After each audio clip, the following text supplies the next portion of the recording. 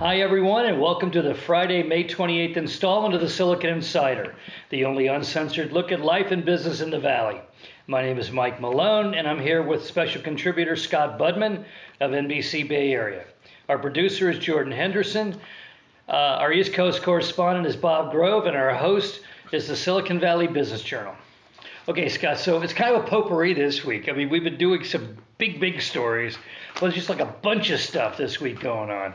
Yeah. So I think the big one for us, I think I owe you $1, or is it $5? The San Jose City Council votes unanimously to approve Google's downtown plan.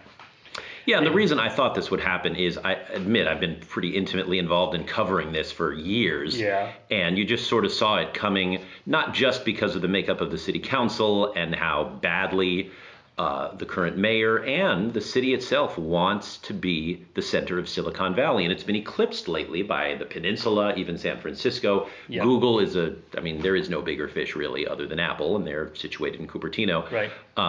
While buying lots of land in the South Bay too, let's be honest. Yeah. There's a lot to go around here.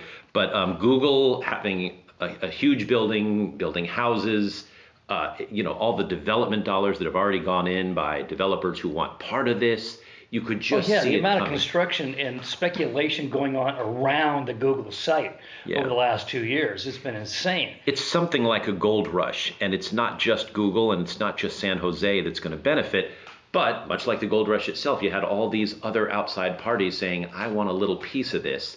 In some cases, tens of millions of dollars in development piece of this. But people really want in. And all of a sudden in that area of downtown near Diridon train station, if you know that part of San Jose, there's really not a piece of building or land that hasn't been snatched up. You look at housing values in that area and the Rose Garden, they've already gone way up. This is something that, was almost preordained from like 5 years ago. Yeah, I just figured the city of San Jose was going to hold a gun to Google for too long.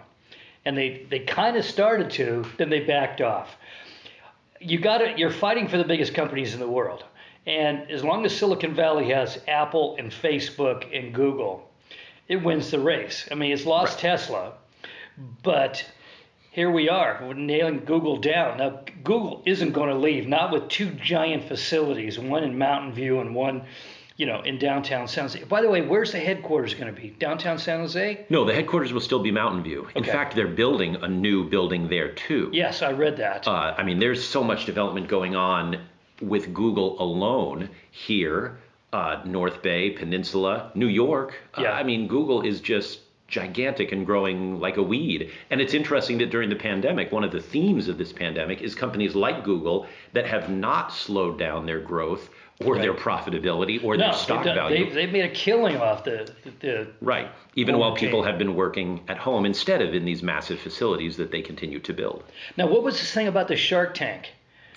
Right. The Sharks actually a couple of years ago put a bit of a kibosh on the thing, saying we will move if Google does this, because they were so concerned about the construction and the removal of certain city parking lots that don't belong to the Sharks, but on Shark nights when there's games, people are able to park there. Yeah, just drive down Santa Clara Street. And it always seemed that the threat to move was a bit overrated. Yeah. And it also seemed that, hey, if we're talking about parking spots, something can be done. And sure enough, the very same night that the city council voted, and this was a long night that stretched long into the night.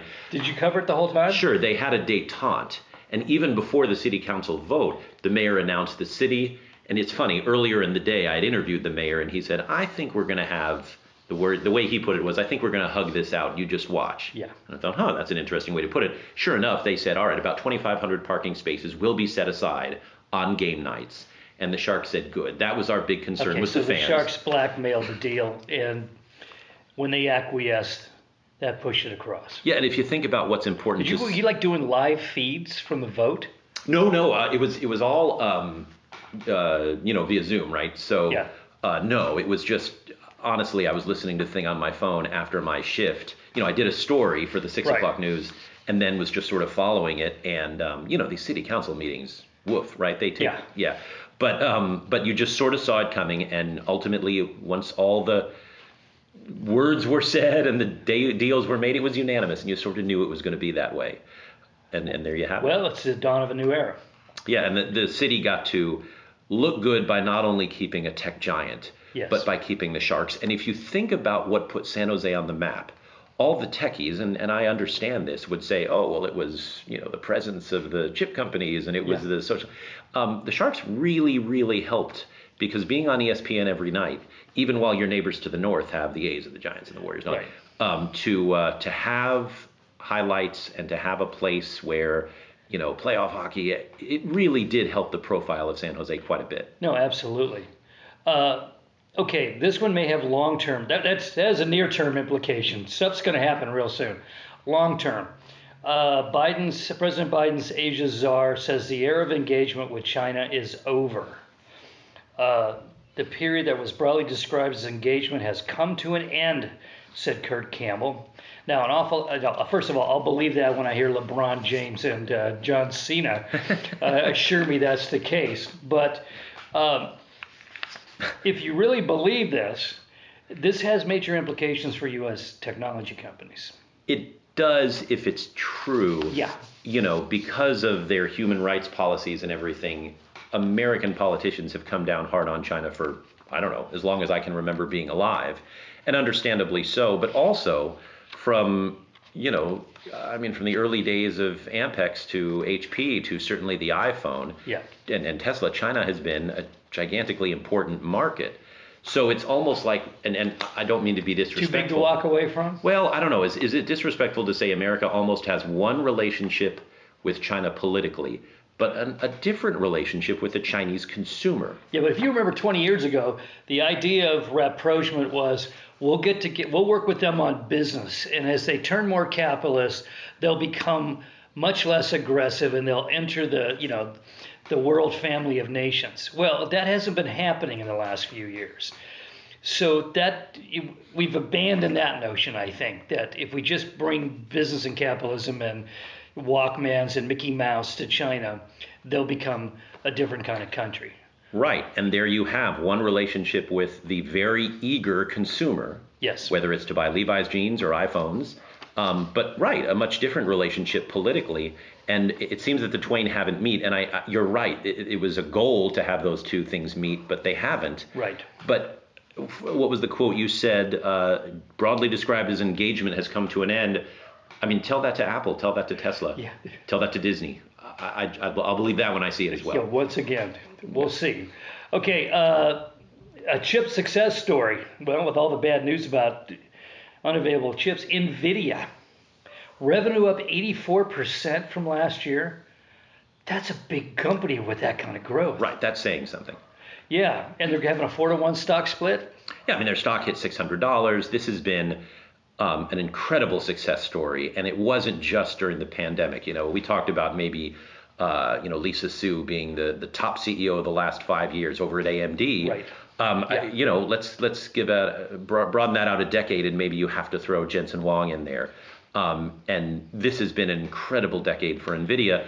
They sold $150 million worth of processors just for mining Bitcoin. Yeah, just for mining Bitcoin. I mean, that's a whole nother giant company. Right, and that's not even a business that should exist. It's a little side thing they were doing. Right, and that number has gone up and down because mining Bitcoin has been sexy and then not so sexy, and now it's sexy again, and now maybe it's bad for the environment. Well, we know it's bad for the environment. So who knows, but that's just so much money. But really, the recent gains are because of all the gamers. And Nvidia made a very audacious statement about 10, 15 years ago, with the CPU versus the GPU. Really throwing down the gauntlet against Intel. Right. And let's face it, who's had the better decade? There you go. Okay. By the way, you know the philosophy behind stock splits? Yeah, I know the philosophy. It's the idea that a lower stock price makes it more palatable for the average investor. Yeah, and it also has a tendency to grow a little bit faster in the market because there's more active trading. So you got an $800 stock. You cut it down to 200. It's even better if you can get it down under 50. Then mom and pop can start buying it. Then you start getting millions of investors, which makes it, a lot more interesting.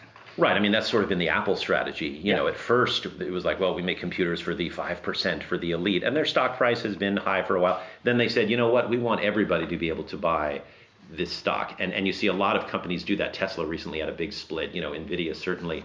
But it also helps because, and this is more the case of like a Tesla than an Nvidia or Apple, but when a company isn't that established and doesn't have a whole lot of shares out there, a smaller number of shares mean a much more volatile price, right? Yeah, and so if you get the big traders being able to bully the company. Right, and so if you put a lot more shares out there, like 4 times as many, it makes the trading a little more stable and therefore, again, more palatable for the average investor. I think it raises employee morale. Yeah. Now, reverse stock splits. Yeah, usually right before the IPO, when all the employees are every day doing multiplication of how much they think it's going to go public for and how many shares they have, then they do a reverse split. If you want to see a morale buster in a company, you want to see a lot of long faces, be inside of a startup right then.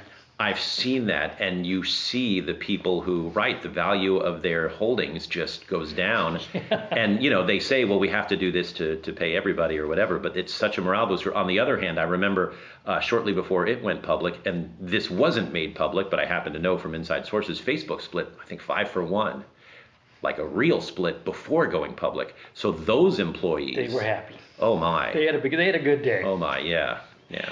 Okay, this is kind of a good news, bad news. I don't quite, it seems serious, but it's also kind of hilarious.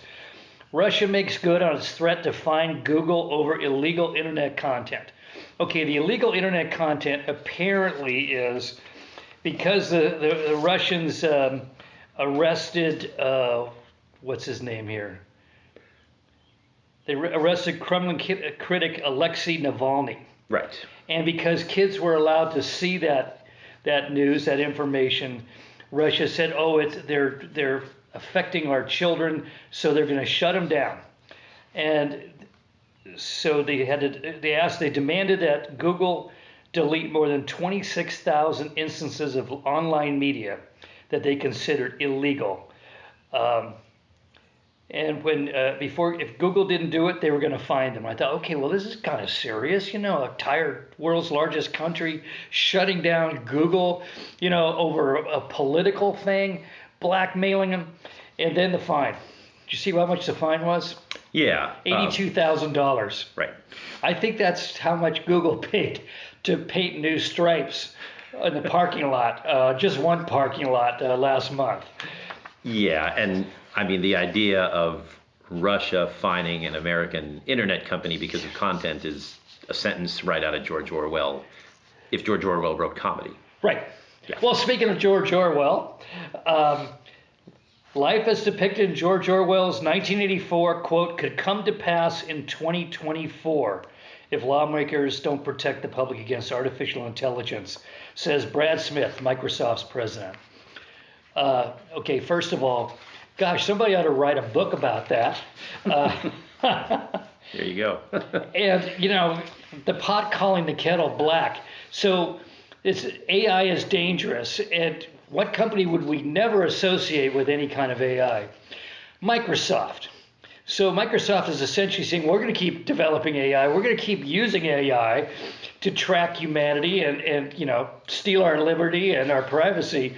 But really, the government's got to step in and do something about it. Yeah, this is the big issue, and this is why Silicon Valley, as a phrase, as an idea, is so criticized, because it will literally take a political stance that goes against its trillion-dollar cash cows. And it's just so hard to bring those two sides together, and it's almost like they're not even trying. Yeah. And I, good for some of these companies like Twitter that are saying, okay, we're going to try to, limit bad content or whatever. But ultimately, their business is content that spreads quickly and often controversially. And controlling that content. I mean, Yeah. The whole point of 1984, right? We've always been at war with Oceania. And then tomorrow, they're our new friends, and we learn to love Big Brother, and all the information is controlled. We voluntarily censor ourselves at a certain point in Winston Smith's world. And who's doing it to us? The same companies are saying, you better watch out for AI. We got to do something about this threat. I'm sorry, the hypocrisy is like knee deep on this one. Right, and they're doing something the government doesn't really understand, and so these hearings are almost theater. I mean, they are actually theater. Are theater. And so it's it is why Silicon Valley as an idea has been criticized, and it's not just now criticism coming from the right that said, oh, big tech, is just as bad as big government. They're really acting like big government, and they're acting like the government in 1984, which will say one thing and do another, and it's and memory holding. Yeah, and again, it hasn't hurt information. It hasn't hurt their business, but I can see a time when it does, because people just become so turned off by this. And if that happens, the next generation of young people, and we're seeing it now, trust me, among teenagers who look at the Amazons and the Microsofts and the Googles and even the Apples and the Facebooks and say, I don't know that I'd want to work there, because although it's nice to post some content and have a good laugh, these companies are not treating their workers right, and they're making so much money, and they're hypocritical. And if you have young people as a generation say that, that's really bad news for the future. I see it everywhere. And these are kids living in Silicon Valley. Exactly. Whose parents work for Silicon Valley companies. Now, I got to tell you, I think I mentioned that my first book is being republished. And I went back and looked at it. The 30-year-old me covering Silicon Valley in 1984. And the optimism. Even cynical old me couldn't help but be excited about all the possibilities of technology and these interesting new companies no one had ever heard of, like Apple. And it was just such a great subject. And I was going around the world giving speeches because everybody wanted to know about the Valley. Now, you're almost embarrassed to talk about Silicon Valley, because there's been such an attitude shift over the last decade. And I don't know how you get it back. No, and it's kind of global. One show that I've been asked to be on a bunch of times is Good Morning Britain, which for up until a little while ago was Piers Morgan's show. But so you have these, the British accent, upper crust. It sounds very intelligent. It's just dripping with sarcasm, asking me, how do you defend Silicon Valley? How do you defend Facebook? And, it's interesting to say, well, actually, I make a living not defending Facebook. But I see what they're saying is across the pond and in many areas, just the idea of it is starting to look brashly hypocritical. Yes, and dark. Right. And I would worry that will, again, transfer to the next generation who, you say that their mothers and fathers work for these companies, but also their mothers and fathers at the same time are limiting screen time and saying, okay, you can't do this because we really know what this does to young people. Yeah, and I'm talking to a lot of people saying, God, Idaho looks pretty good right now, Okay, UK. Speaking of the UK, their competition regulators proposed lowering the burden of proof needed to block acquisitions by big tech companies such as Google and Facebook. In other words, they're going to try to keep those companies from buying. They're going to really come down hard on the M&A of these giant companies. Now, they've always hated Google and they've always hated Facebook, mainly because they hate a lot of things about America's dominance. And those companies I've heard at Oxford for the last 20 years, I've heard that, Sure. We've got to stop Google. But this seems like at the beginning of something different, that they're going to keep these companies from growing. Yeah, I mean, the UK has just really tried to give it to these companies, especially the software companies, for years. Yeah, you talk about your Good Morning UK. I'm BBC World. They have nothing good to say about those companies. No. They haven't for a long time. It's like, and they keep trying different things to chip away. Yeah. It's like fines. Right. It's like Javert, right? I mean, the cop trying everything to get the. And this really does or would hit these companies where they live, which is the ability to grow and acquire. And that's precisely the problem that the UK and other governments have with these companies. They're getting too big, and by looking at something, Instagram looks interesting. I have $1 billion I can throw at those people and take them off the market. Right. And without, I think they're worried that without any sort of protection, you wouldn't have competition from whether it's a Snapchat or a TikTok or whatever. And but every time they try to compete, their internal difficulties, structurally, socially, economically, those startups fail. Which adds to their frustration. Why can't we build a Facebook? Why can't we have our own Google? Right.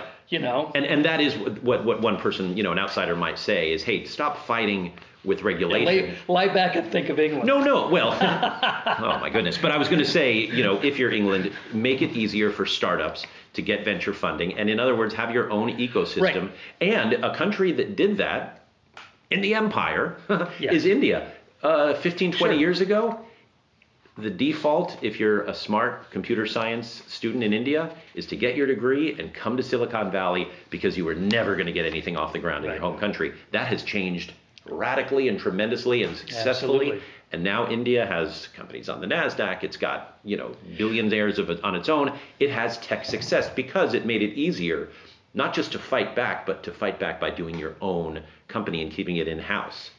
I saw that in the UK.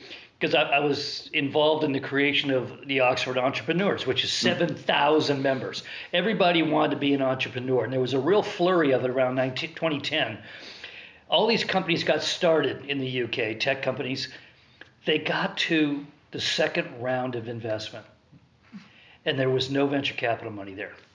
And there's always been this attitude in Europe that entrepreneurs are shopkeepers, and so they don't have any social status.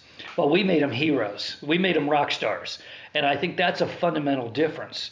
And that's not something you overcome quickly. That's a structural problem. Right. And that is something that I think a lot of people would like to see, because the constant policing and fighting against these companies, can chip away here and there. But ultimately, they've really grown a lot in the couple of decades that England has been fighting. And at the same time, you just haven't seen all that many startups. And I think people would say, hey, it's a small place, but boy, did they do it with music and rock and roll. Why can't they do it with technology? They got so many brilliant, educated people. And Why it's not? a pity.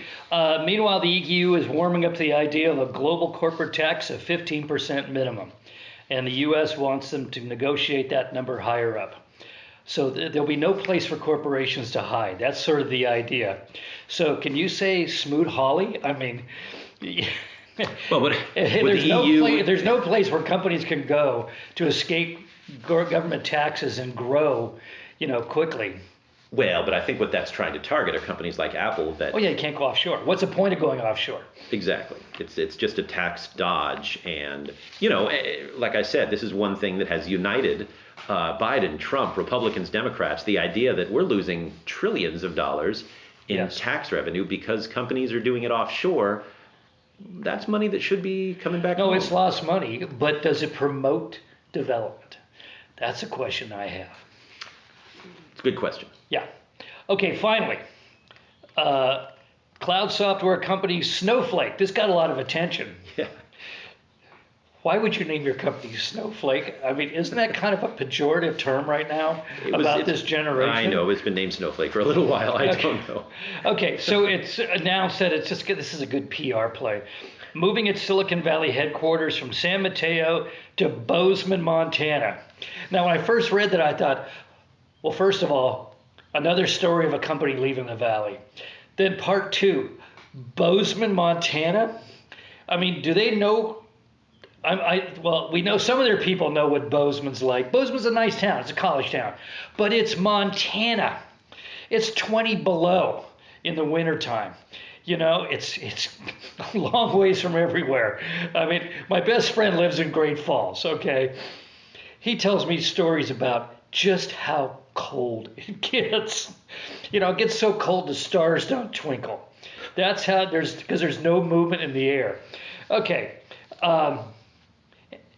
So they're going to this big story is they relocated their executive office from California to Bozeman.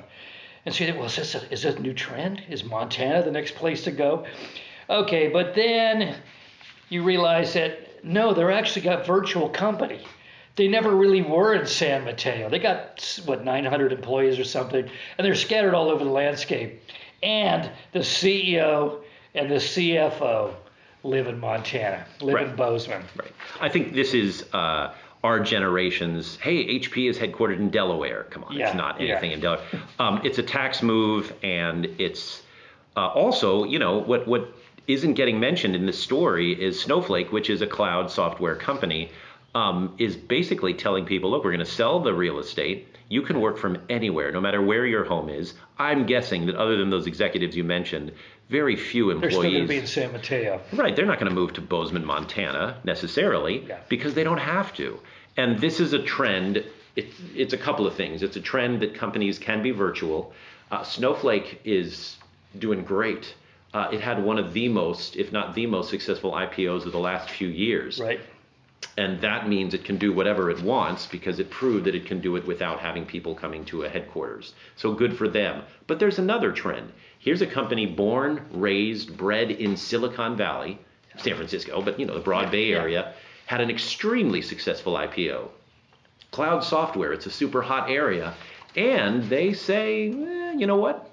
We're going to leave California. That's a bad trend. That's a bad trend. So I don't think it takes its workers with it, and therefore those workers, when they cash in those stock options, will still pay taxes to California. Sure.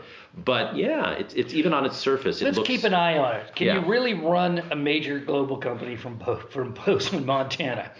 Right. I mean, they've done it so far, but they're in a hot market. Right. And is it possible to make the deals when you're all virtual? I think that's a more important question than the whole Bozeman, Montana thing is if there is no headquarters. Can you unify the employees? Can you maintain morale? Is there a corporate culture when you're spread out that much? And if I'm going to the office in San Mateo fighting traffic on 280 and the CEO is, in his hunting clothes in Bozeman sitting in a cafe near the university. Right, but you won't have I'm going to be a little pissed off. Right, but you won't have to be on 280 because there's no more building there to go to. So you're at home and you just have to ask Zoom yourself, room. Right, and one of the things that'll be interesting to watch. I'm coining that term. It's a good I heard room. several people say, you just came up with a new It's a good Zoom term. room. It's a good term. But ask yourself, are those employees going to want to go associate with others? Just watch as they vest their tremendously successful stock options. Do they stay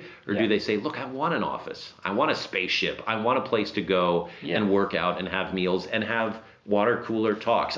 That may be the backlash against this whole trend. So I think we should track Snowflake. Yes, we will. Okay, that's it for now, folks. You can find us on the Silicon Valley Business Journal homepage as well as on Spotify, Anchor, Google Podcast, and Apple Podcast. Have a great weekend. We'll see you next week. Bye-bye.